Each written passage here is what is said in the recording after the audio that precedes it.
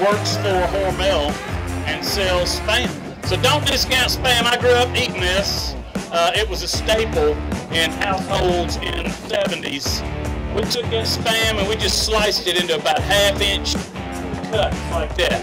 Real easy to slice, and then you just throw it right on the smoker. And so you can smoke it at, say, 220 for about an hour. And then you've got smoked Spam.